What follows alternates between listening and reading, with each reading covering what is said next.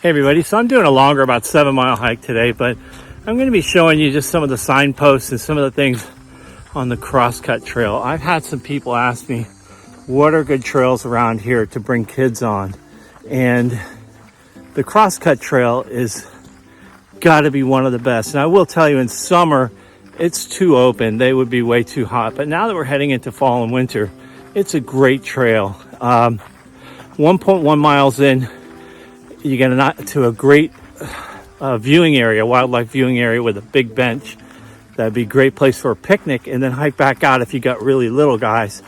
Or the whole trail is 2.4 miles, so that'd be about 4.8 miles. So you start getting a little bit bigger, you can take them on that trail. It's going to end up down at the creek, so if it's a little bit warmer weather, they can jump in, or you can just at least get down by the creek and look around where the Crosscut Trail meets the Pioneer Trail. So I really want to encourage you here in Jennings State Forest, if you got little folks and you want to get them out in nature, come on out here, watch a video, and I'll show you a way along the trail. It's pretty awesome, and it looks like we have a new sign up ahead. So let's take a look at the sign and see what it says. Oh, the Crosscut Saw. So those of you who watched my videos before know that this Jennings State Forest was originally turpentine and lumberland, and so there's a commemoration here for what this part of the trail is named after, the Crosscut Saw. So I'll zoom in and show these good old boys using a crosscut saw. And anyway, we'll get on the trail. If I see anything cool, I'll let you know.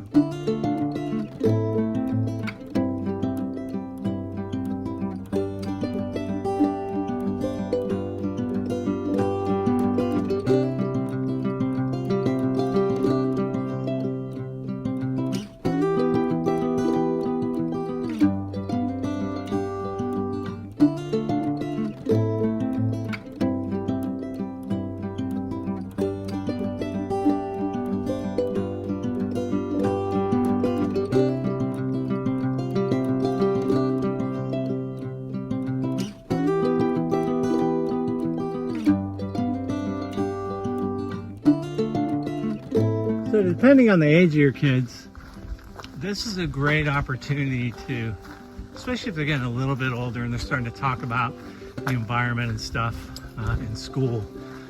This is a great opportunity to talk about forest restoration and the environment that you're in. These are pine flatwoods, and this land was used for many years as for logging and for turpentine production, and it has been restored.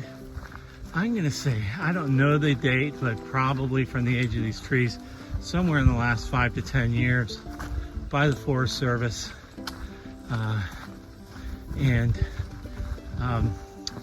This is what this land looked like before there were any people around. So, cool thing to talk to them about. The fires, of course, are not natural. This area has been burned, and you'll run into that on the Crosscut Trail. But you can talk about why it's important to have fire. What I would suggest, though, is that you take some time to research it yourself, so you have that information to give your kids, and they can understand a little bit more of the responsibility that we have to take care of the forest and to make sure that we're being good stewards of it. So just wanted to talk a little bit about that. Most of the Crosscut Trail is through this pine flatwood sand hill habitat. All right, so we're 1.1 miles in on the Crosscut Trail, and here's one of the big reasons why I think this is a great trail to bring kids on. This is a wildlife viewing area. 1.1 miles in, it's a left-hand turn off the trail. It's about, I don't know, 50 yards down. And this giant bench, I can see kids just loving this giant bench, and has some great sayings. The earth has its music for all those who will listen, and has pack hooks on it. And then a great view, and I'm pretty sure we're looking mostly west here. So this would be a nice place for sunset too, when the bugs tend to go away. But even in the littlest guys on this trail, you could roll them out on a stroller if you had a, you know, a kind of a running stroller or something.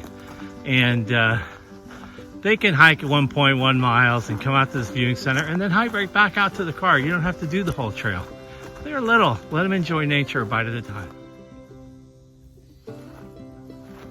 Hello, bumbles. Wow, I'm surrounded by these bumbles, but I actually think they're deer flies. But I mean, they're all around me and they're digging on these flowers. So again, you know, showing the little guys that in the fall here, there's flowers everywhere. In another several weeks, the daisies or whatever you call them will come up everywhere. But oh my gosh, here we have a butterfly getting some munchies on the flower. Hi baby, how pretty. What a beautiful place. I want to talk about this signpost. This is a great thing to talk to your kids about. Another cool thing about this trail is you'll have internet most of the way. You should have cell service. So you can look these things up if you're not familiar, but you can see the sign here says Dome Swamp, but unless you know what you're talking about, you can't really explain, well, what's a dome swamp? If you look here, you can see these cypress trees. So if you were to go plowing through those brambles, please don't stay on trail. If you were going to go bushwhacking, I can't really show you here. There's actually a dome swamp right back there. It's going to have standing water most of the year. It's where the cypress trees are. We definitely would have some moccasins and maybe even one of our gator friends living in there. Definitely be some turtles in there. And also, I don't think we'll see it on the trail today, but we might if we're lucky. But this is also gopher tortoise land, so you can find a gopher tortoise burrow and explain it to the kids why it's so important. Why it's so important to not bother them, and maybe if you're really lucky, one of them will be out having some lunch or something and you can watch them. But it's just so many cool things on this trail that if you take the time and look at the details, it can really get your kids starting to fall in love with God's beautiful earth. So again, we'll keep looking around, see what other cool stuff we can find. Okay, so this says we're 1.3 miles from Dunn's Farm trailheads. We're actually 1.8 miles in, but that's where the trailhead to Dunn's Farm is, not the parking area. And another fun sign. So Fort Pickens, Santa Rosa Island. Those of you who don't know, Fort Pickens is where the northern terminus of the Florida Trail is. Now, we are not on the Florida Trail right here. Unfortunately, the Florida Trail does not come through much of Clay County. It goes through a little bit of it to the south, and we would sure love to see it come up this way. But if you want to go hiking 612 more miles, you can make it to the northern terminus of the Florida Trail. So it's funny, on Pioneer Trail, they have a sign like this that tells you how many miles it is to Mount Katahdin, which is the northern terminus of the Appalachian Trail. So that's 2,500, 3,000 miles away. Anyway, these signs are just awesome through here. So as you've seen, another nice thing about this trail, if you're bringing kids out, is there's these fun benches. There are the birds engraved on there for a bird's rest. But about every mile, or maybe even a little less, maybe even more like every half mile, 3/4 of a mile, you will find one of these great little rest stations that are generally in real clear areas, not a bunch of water around, not a bunch of bugs around. So great places to stop and rest with the kids and, you know, let them have a little bit of a rest as they cruise along. So this is probably one of the more photographed spots on the Crosscut Trail because it is Big Pine Cone Crossing. And if you don't see a pine cone up here, pick one up and put it on top so someone else can take a selfie or a picture here. But nothing special about Big Pine Cone Crossing, just kind of fun. But, you know, great place again if you're with kids. Hey kids, there's tons of pine trees around here. See if you can find a pine cone to put down at Big Pine Cone Crossing. All right, that's a great place for a conversation. Between every two pines there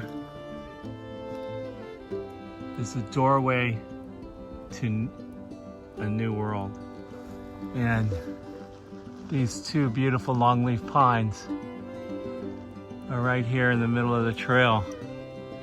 You know, so what a great conversation starter for the little guys when you're out here in the woods and you want to talk about this world, you know, not the world of Xbox and whatever. I don't know the newest video games, but you know, the world of computers and all of that stuff. This world, this is the real world.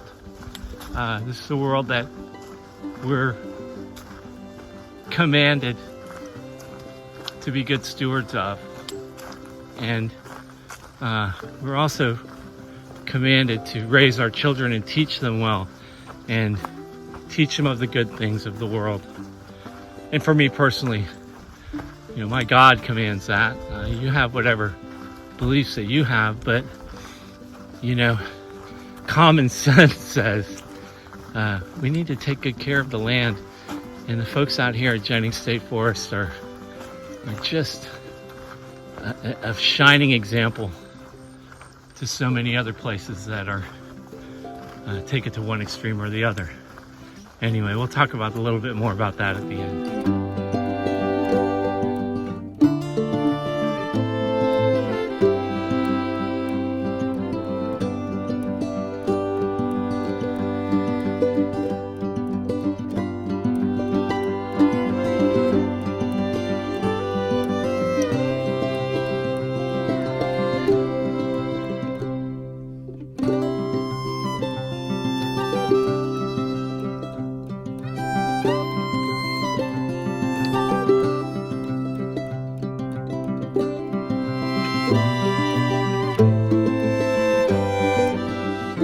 So this is a great place if you have kids with you to stop.